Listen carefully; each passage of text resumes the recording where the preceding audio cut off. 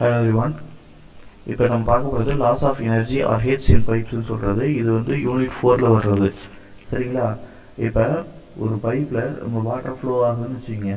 ஒரு வாட்டரோ ஒரு லிக்விடோ ஃப்ளோ ஆகுதுன்னா அதில் என்ன இருக்குது, ஒரு மோஷன் ஏற்பட்டுருக்கு. அதாவது அது ஃப்ளோ ஆகிட்டுருக்கு. அப்படி ஃப்ளோ ஆகும்போது அதில் என்ன இருக்குன்னா ஒரு சம் ரெசிஸ்டன்ஸை அது எக்ஸ்பீரியன்ஸ் பண்ணும். சரிங்களா? அது மெயினாக எதனா இருக்குன்னா டியூ டு இட்ஸ் வெலாசிட்டியாக இருக்கும். Mostly due to its velocity தான். அப்போ அல்டிமேட்டாக அந்த மோஷனில் ஒரு ரெசிஸ்டன்ஸை எக்ஸ்பீரியன்ஸ் பண்ணுறது மூலயமா என்ன நடக்கும்னா அதில் அதோடைய ஹெட் ஆஃப் வாட்டர்னு சொல்கிறோம் இல்லையா, அதாவது எனர்ஜி வந்து லாஸ் ஆகும். அப்படி இல்லை ஹெட் ஆஃப் வாட்டரு கம்மியாகும். இதுதான் சொல்கிறது. சரிங்களா? அதாவது ஃப்ளோ வந்து ஏற்படுது. ஒரு பைப்பில் வாட்டர் ஃப்ளோ இருக்குது. சரிங்களா? வாட்டர் ஃப்ளோ இருக்கும்போது it experience some resistance. It experience some resistance. ஒரு ரெசிஸ்டன்ஸை அது எதிர்கொள்ளுது. எப்போனா எதுக்குன்னா டு இட்ஸ் மோஷன், அதோடைய மோஷனில். சரிங்களா? ஓடிட்டு இருக்கும்போது அது ஒரு பைப் இருக்குன்னு வச்சுங்க. இந்த பைப்பில் என்னாவது ஃப்ளூயிட் இப்படி ஓடிட்டு இருக்குன்னா அது ஓடிட்டு இருக்கும்போது ஒரு இந்த ஷேர் வரலன்னா இந்த இடத்துலனா ஒரு ரெசிஸ்டன்ஸு ஏற்படுது. வேகமாக ஓடும்போது ஒரு ரெசிஸ்டன்ஸ் ஏற்படுது. அது எதனாலனா மோஸ்ட்லி அதோடைய வெலாசிட்டினால தான் இருக்கும். எப்படின்னா due to its velocity. Due to its velocity. அதனால் என்ன ஆகுதுன்னா அல்டிமேட்டாக அந்த இடத்துல ஒரு பர்டிகுலர் இப்போ பிளேஸு, ஒவ்வொரு பிளேஸுக்கும் தனித்தனியாக நம்ம ஹெட்செட் பார்த்தோம்னா ரெடியூஸ் ஆகிறதுக்கு நிறைய வாய்ப்பு இருக்குது. அதாவது ஃப்ளோ ஃபுல்லாக அப்படி இருக்குன்னு வச்சுக்கோங்க. பைப்பில் ஃப்ளோ ஃபுல்லாக இருக்குன்னா இந்த இடத்துல இருக்கக்கூடிய வெலாசிட்டி ஒரு மாதிரியாக இருக்கலாம், இந்த இடத்துல இருக்கக்கூடிய வெலாசிட்டியாக இருக்கலாம், இந்த இடத்துல இருக்கக்கூடிய வெலாசிட்டியாக இருக்கலாம். அப்போ ரேஞ்ச் ஆஃப் மோஷன் இந்த மாதிரி ஏற்படும் போது இது என்ன இருக்குன்னா ஒரு ரெசிஸ்டன்ஸை இது எக்ஸ்பீரியன்ஸ் பண்ணும். இது எக்ஸ்பீரியன்ஸ் பண்ணுறது என்னென்ன இருக்கும், இங்கே ஃப்ரிக்ஷனால இருக்கலாம், இல்லை ஃபர்தராக வேறு ஏதாவது ரீசனாக இருக்கலாம். அப்போ எக்ஸ்பீரியன்ஸ் பண்ணும்போது என்ன முதல்ல பாதிக்கப்படுது, வெலாசிட்டி தான் இதில் முதல்ல பாதிக்கப்படுது. வெலாசிட்டி முதல்ல பாதிக்கப்படுறதுனால என்ன ஆகுதுன்னா இந்த இடத்துல நான் ப்ரெஷர் எடுத்து, அதாவது ஹெட்ஸ் எடுத்து செக் பண்ணேன்னா ஒன்றுத்துலேயும் ஒரு லெவலு குறையலாம். ஓகேங்களா? கொஞ்சம் கொஞ்சமாக குறையலாம். இங்கே மேலே ஃபுல்லாக அதிகமாக இருக்குன்னா அடுத்தது இங்கே கொஞ்சம் கம்மியாக இருக்கும், இங்கே கொஞ்சம் கம்மியாக இருக்கும். ஸோ அல்டிமேட்டாக என்ன நமக்கு ரிசல்ட் வருதுன்னா லாஸ் ஆஃப் ஹெட்டு ஏற்படுறதுக்கான வாய்ப்பு இருக்குது. சரிங்களா? அப்போ லாஸ் ஆஃப் ஹெட்டு ஏற்படுறதுக்கான வாய்ப்பு இருக்குது. அப்போ ஹெட் என்னாவது ரெடியூஸ் ஆகுது. ஹெட்டு ரெடியூஸ் ஆகுது. இதுதான் சொல்ல வராங்க. அதாவது ஒரு பைப்பில் ஒரு வாட்டர் ஃப்ளோ ஏற்படும் போது அதோடைய மோஷனுக்கு ஏதோ ஒரு ரெசிஸ்டன்ஸ் உருவாகுது. அந்த ரெசிஸ்டன்ஸு எதனால் உருவாகுதுன்னா மோஸ்ட்லி அதில் என்ன வெலாசிட்டியில் போயிட்டுருக்கு அதை பொறுத்து தான் அதில் இருக்கிற ரெசிஸ்டன்ஸு இருக்கும். சரிங்களா? வெலாசிட்டி ரொம்ப அதிகமாக இருக்கா, கம்மியாக இருக்கா, இல்லை ரெசிஸ்டன்ஸ் உருவாகிறதுனால வெலாசிட்டி தான் முதல்ல அடிப்படும். சரிங்களா? அப்படி அடிப்படும் போது என்ன இருக்குன்னா நம்மளுக்கு டிஃப்ரெண்ட் பொசிஷன்ஸில் நான் ஹெட்ஸ் செக் பண்ணி பார்க்கும்போது ஹெட்டு கொஞ்சம் கொஞ்சமாக ரெடியூஸ் ஆக ஆரம்பிக்கும் இதோடைய லென்த்தை பொறுத்து. ஓகேங்களா? இந்த இடத்துல ஒரு மாதிரி ஹெட் இருக்கலாம், இந்த இடத்துல ஒரு மாதிரி ஹெட் இருக்கலாம், இந்த இடத்துல ஒரு மாதிரி ஹெட் இருக்கலாம். அப்போ கொஞ்சம் கொஞ்சமாக ஒரு ஃபஸ்ட்டு பொசிஷனுக்கும் செகண்ட் பொசிஷன் கம்மியாக இருக்கும், தேர்ட் பொசிஷன் ரொம்ப கம்மியாக இருக்கும். அப்போ அல்டிமேட்டாக என்ன ஆகுதுன்னா என்ன ஆகுதுன்னா ஹெட் ஆஃப் வாட்டர் ரெடியூஸ் ஆகுது. Head of water is reduced. இது பொதுவாக ஃப்ளூயிடுக்கு பொருந்தும். ஹெட் ஆஃப் வாட்டர் ரெடியூஸ் ஆகுது அப்படின்னு சொல்கிறோம். இதை இன்னொரு மாதிரி சொல்லணும்னா லாஸ் ஆஃப் ஹெட்டுன்னு சொல்லலாம். அப்படி இல்லைன்னா லாஸ் ஆஃப் எனர்ஜின்னு சொல்லலாம். சரிங்களா? லாஸ் ஆஃப் எனர்ஜின்னு நாம் சொல்லலாம். இப்போ இதில் நம்ம லாஸ் ஆஃப் ஹெட் அப்படி லாஸ் ஆஃப் எனர்ஜிங்கிறத பொதுவாக 2 டைப்பாக பிரிக்கிறாங்க. ஒன்று மேஜர் எனர்ஜி லாஸ்ன்னு சொல்கிறது, மேஜர் எனர்ஜி லாஸ்ன்னு சொல்கிறது. ரெண்டாவது மைனர் எனர்ஜி லாஸ்ன்னு சொல்கிறது. சரிங்களா? Minor energy loss. Major energy லாஸ்னா இப்போ ஒரு பெரிய பைப் இருக்குன்னு வச்சுக்கோங்க. இந்த பைப்பில் என்ன இருக்குன்னா ஃப்ளோ இருக்குது, இப்படி இருக்குது. இந்த ஃப்ளோ ஃபுல்லாக இப்படி போயிட்டு இருக்கும்போது இதோடைய லென்த்து ரொம்ப அதிகமாக இருக்கிறதுனால இந்த பைப்பில் வித் ஃப்ளோ போயிட்டு இருக்கும்போது அதிகமாக எக்ஸ்பீரியன்ஸ் ஆகிறது என்னென்னா ஃப்ரிக்ஷனல் ஃபோர்ஸை தான் அதிகமாக இது ரெசிஸ்ட் பண்ணிகிட்டே இருக்குது. ஓகேங்களா? இது வேகமாக ஓடுறத தடுக்கக்கூடிய ஒரே விஷயம் என்னது, இங்கே இருக்கக்கூடிய ஃப்ரிக்ஷன், அதாவது ஷியர் வால்ஸ் தான். இந்த வால்ஸில் அதில் ஏற்படக்கூடிய ஷியர் ஃபோர்ஸ் தான் என்ன பண்ணுது, ஃப்ரிக்ஷனல் ஃபோர்ஸை க்ரியேட் பண்ணி அது என்ன பண்ணுது, அதோடைய ரேஞ்ச் ஆஃப் மோஷனை கம்மி பண்ணுது. அப்போ ரேஞ்ச் ஆஃப் மோஷன் கம்மி பண்ணுதுன்னா வெலாசிட்டி கம்மியாக இருக்குது. அப்போ அதுதான் என்ன சொல்கிறோம், மேஜர் எனர்ஜி லாஸ்ன்னு சொல்கிறோம். அப்போ என்ன ஆகுது, லாஸ் டியூ டு ஃப்ரிக்ஷன், அதுதான் எனக்கு என்ன இருக்குது, மேஜர் எனர்ஜி லாஸு. அப்போ மைனர் எனர்ஜி லாஸ்னா என்ன, சின்ன சின்னதாக என்னன்னா, இப்போ ஒரு பைப்பு நம்ம என்ன பெரிய பைப்பாக போடுறோம்னு வச்சுங்க, நம்மளுக்கு சிஸ்டம் பைப் சிஸ்டம் இப்படி இருக்குன்னா எங்கேயாவது ஒரு இடத்துல தான் இப்படி வளையிற மாதிரி இருக்கும். மேக்ஸிமம் எனக்கு என்ன இருக்குது, இந்த லென்த்து தான் அதிகமாக இருக்குது. இந்த லென்த்தில் எந்த ஒரு டிவியேஷனும் இல்லாமல் இப்படி தான் போயிட்டுருக்கு. அப்போ இதில் மேஜராக இருக்கக்கூடியது என்னென்னா, எனக்கு இதை ஃப்ளோவை ரெசிஸ்ட் பண்ணுறது இந்த ஃப்ரிக்ஷனல் ஃபோர்ஸ் மட்டும்தான். சரிங்களா? அப்போ இந்த வெலாசிட்டியை கம்மி பண்ணுறதுக்கு அடுத்த விஷயம் என்ன இருக்கும், அது இந்த மாதிரி வளையிறதா இருக்கும். இந்த வளையிறது என்ன பண்ணுது, எங்கேயாவது ஒரு இடத்துல தான் அமைஞ்சிருக்கும். அதாவது ஒரு பைப் இருக்குன்னா அங்கேயும் இங்கேயும் வளைச்செல்லாம் போட்டுருக்க முடியாது. அதாவது லென்த் அதிகமாக இருக்கும், எங்கேயாவது ஒரு இடத்துல தான் அது வளைக்கலாம். அப்போ ஏதாவது ஒரு இடத்துல தான் இந்த மாதிரி என்லார்ஜ்மெண்ட் இருக்கும், ஏதாவது ஒரு இடத்துல தான் என்ன இருக்குன்னா கான்ட்ராக்ஷன் இருக்கும். ஓகேங்களா? ஏதாவது ஒரு இடத்துல தான் இந்த மாதிரி பெண்டு போடுவாங்க, ஏதாவது ஒரு இடத்துல தான் இங்கே என்ன இருக்கும், டேப் வால் வச்சு ஒரு அப்ஸ்ட்ரக்ஷன் உருவாக்குவாங்க. ஏதாவது ஒரு இடத்துல தான் இங்கே ஏதாவது ஒரு பைப் ஃபிட்டிங் வைப்பாங்க. ஓகேங்களா? அப்போ மேஜராக இருக்கிறது என்ன, அந்த ஃப்ளோவை ரெசிஸ்ட் பண்ணுறதுக்கு, அதோடைய மோஷனை ரெசிஸ்ட் பண்ணுறது மேஜராக இருக்கிறது என்ன, ஃப்ரிக்ஷன் தான். மைனராக இருக்கிறதுனா எங்கேயாவது ஒரு இடத்துல இருக்கிறது, அதாவது சடன் கான்ட்ராக்ஷன், சடன் எக்ஸ்பேன்ஷன், ஒரு பைப் ஃபிட்டிங்ஸு, ஏதோ ஒரு அப்ஸ்ட்ரக்ஷன், அப்படின்னா ஏதோ ஒரு பெண்டு, பைப்பில் இருக்கிறது ஏதோ ஒரு பெண்டு. அப்போ இது எல்லாத்தையும் நான் என்ன சொல்லிக்கிறேன், மைனர் லாஸ்ன்னு சொல்லிக்கிறேன். அப்போ மைனர் எனர்ஜி லாஸ்ன்றது எதனால் வரும்னா, சடன் என்லார்ஜ்மெண்ட் ஆஃப் பைப்ஸு. சரிங்களா? அப்போ சடன் என்லார்ஜ்மெண்ட் ஆஃப் பைப்ஸு, அப்புறம் sudden contraction, sudden contraction of pipes, அதே மாதிரி பெண்ட் ஆஃப் பைப்பு, அதே மாதிரி அண்ட் அப்ஸ்ட்ரக்ஷன்னா நடுவில் ஏதோ ஒரு தடங்கள் இருக்குன்றது. சரிங்களா? அண்ட் அப்ஸ்ட்ரக்ஷன் இன் பைப்பு, அதே மாதிரி பைப் ஃபிட்டிங்ஸ் எக்ஸெட்ரா. சரிங்களா? இதுதான்ப்பா major energy loss, minor energy losses சொல்கிறது. சரிங்களா? இப்போ இதில் என்னன்னா,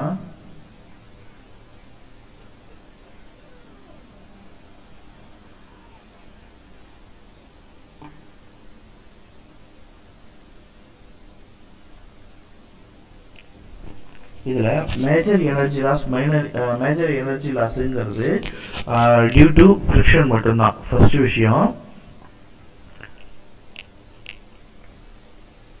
மேஜர் எனர்ஜி லாஸ் அப்படின்னு சொல்கிறது என்னன்னா, mainly due to friction only.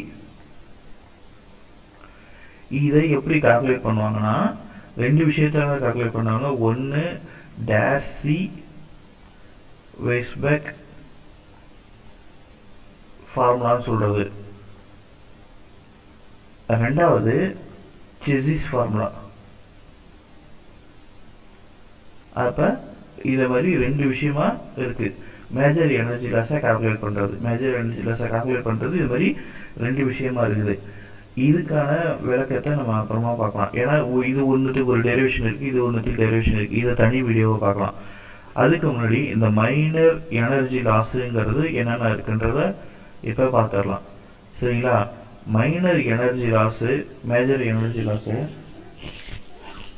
இது என்னன்னா நம்ம தனித்தனியாக பார்க்கறத விட ஒரு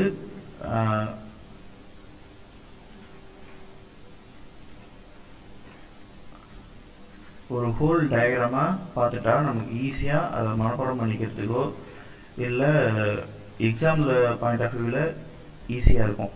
சரிங்களா? இப்போ என்னன்னா நான் ஒரு பைப் வரைஞ்சிக்கிறேன்.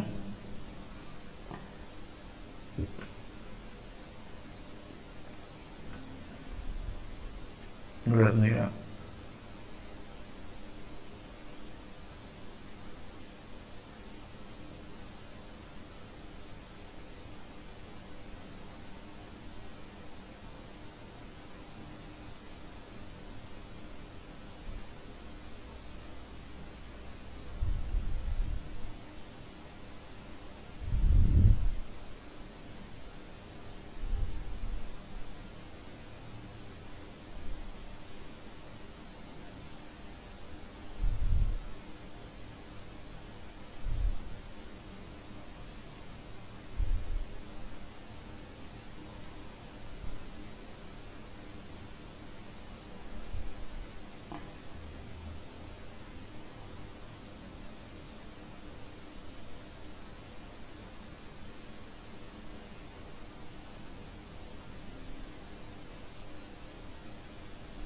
இப்படி இருக்குன்னு வச்சுக்கோங்க. சரிங்களா? இப்போ இது வந்து பைப்பு ஓப்பனிங்கு.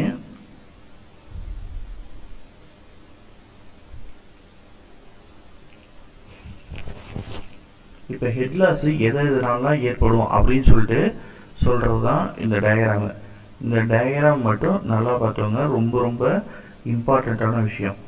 இப்போ இந்த மாதிரி ஒரு சுச்சுவேஷன், இது வந்து பைப்ஸ் இன் சீரீஸ்ன்னு சொல்லுவாங்க. அதாவது வருஷலாக பைப்ஸு நிறையா இருக்கும்போது ஏற்கக்கூடிய நிறைய அப்ஸ்ட்ரக்ஷன்ஸ் இருக்கு இல்லையா, நிறைய மாற்றங்கள். இப்போ இதுக்கு என்ன சொல்லுவாங்கன்னா ஹெட் லாஸ் அட் இன்லெட்னு சொல்லுவாங்க. Head loss at inlet. இதுக்கான ஃபார்முலா என்னன்னா 0.5 v² டிவைடட் பை g அப்படின்னு சொல்றது. Sorry, 2g. 0.5 v² divided by 2g. சரிங்களா? அடுத்தது இந்த பாயிண்ட் பாருங்க. இந்த பாயிண்ட் என்னன்னா ஒரு பைப்பு பெருசாக இருக்கு, அதுலேருந்து டக்குன்னு சின்ன பைப்பாக மாறுது. அப்போ என்ன இங்கே நடக்குதுன்னா ஹெட் லாஸ் ஆகிருக்கு.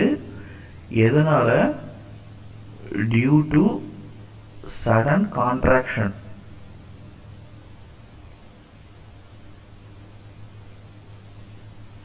Due to sudden contraction. இதை என்னன்னு சொல்லுவோம்னா HCன்னு சொல்லுவோம். இதை என்ன சொல்லுவோம்னா HIன்னு சொல்லணும். இது HCன்னு சொல்லணும்.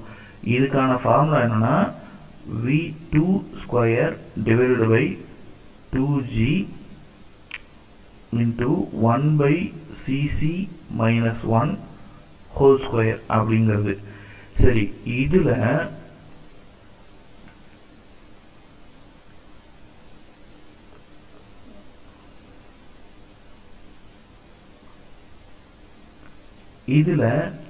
v2ன்னு இருக்கு இல்லையா, அந்த v2ங்கிறது என்னன்னா இங்கே ஓடக்கூடிய வெலாசிட்டி v1, இதில் ஓடக்கூடிய வெலாசிட்டி v2. ஓகேங்களா? அப்போ v2ங்கிறது இங்கே இருக்கிறது இந்த வெலாசிட்டி. அப்போ v1 v2. இப்போ இதில் திருப்பி எழுத வேண்டியதான். இப்போ என்னன்னா இந்த 1/cc மைனஸ் 1 ஹோல் ஸ்கொயருங்கிறத நம்ம என்ன எடுத்துக்குவோம்னா ஒரு கான்ஸ்டன்ட் கேன்னு எடுத்துக்குவோம். ஃபார் cc 0.62 இருக்கும்போது k என்னவா இருக்குன்னா 0.375 அப்படியா இருக்கும். சரிங்களா? அப்போ நம்ம என்ன பண்ணலாம், HC ஈக்குவல் டு நம்ம எப்படி எழுதிக்குவோம்னா 0.375 into v2² divided by 2g அப்படின்னு எழுதிக்கலாம். சரிங்களா?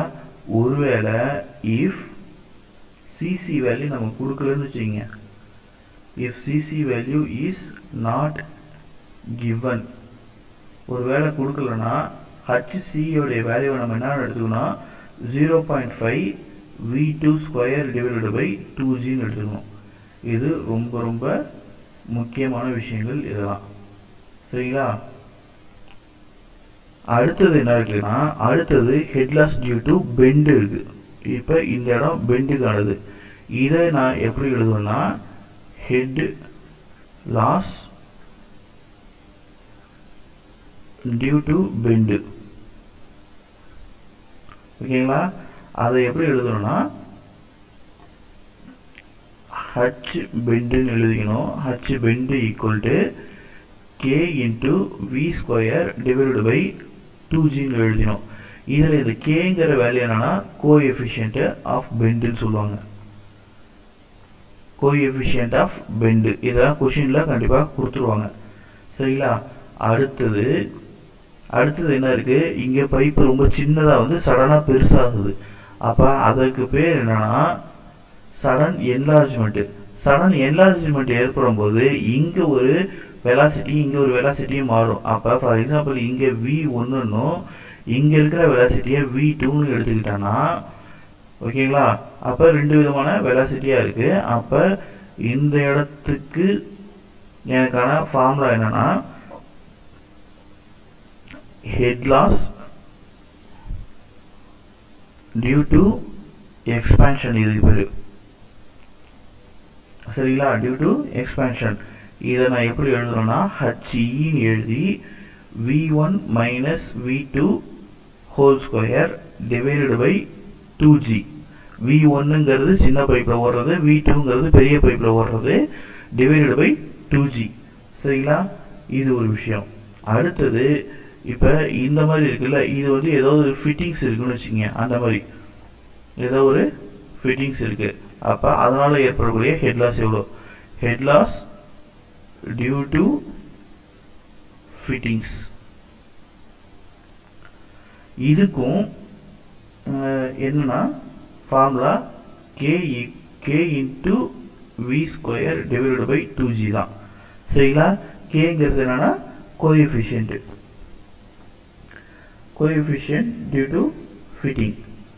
அவ்வளோதான்.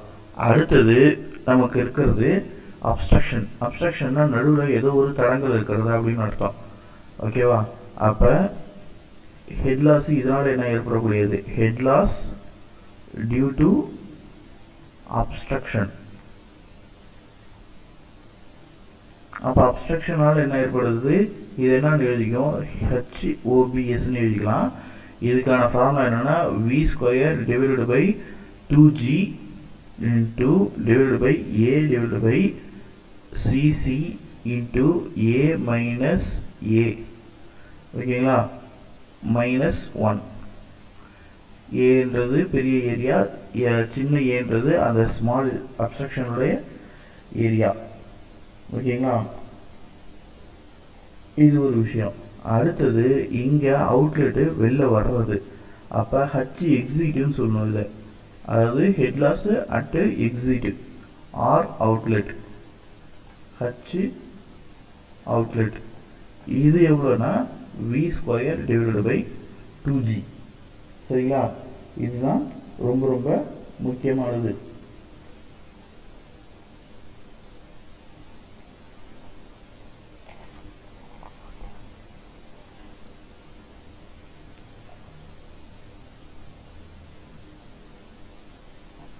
இப்போ நமக்கு முக்கியமாக ரொம்ப அதிகமாக தேவைப்படுறதுன்றது என்னென்னா இந்த அப்ஸ்ட்ரக்ஷனை மட்டும் ஒரு வாட்டி திருப்பி ஒரு வாட்டி பார்த்துக்கிட்டா நல்லதுன்னு தோணுது. இப்போ என்னென்னா ஹெட் லாஸ் டியூ டு அப்ஸ்ட்ரக்ஷனுக்கு இந்த ஃபார்முலாஸ் வந்தது இல்லையா, அதில் உள்ள ஏரியாஸ் மட்டும் எப்படிங்கிறத ஒரு வாட்டி பார்த்துக்கலாம். அப்போ loss of head due to obstruction இருக்கு இல்லையா, பாக்கியெல்லாம் ஃபார்முலாஸ் மட்டும்தான், வேறு ஒன்றும் அதில் மாற்றம் கிடையாது.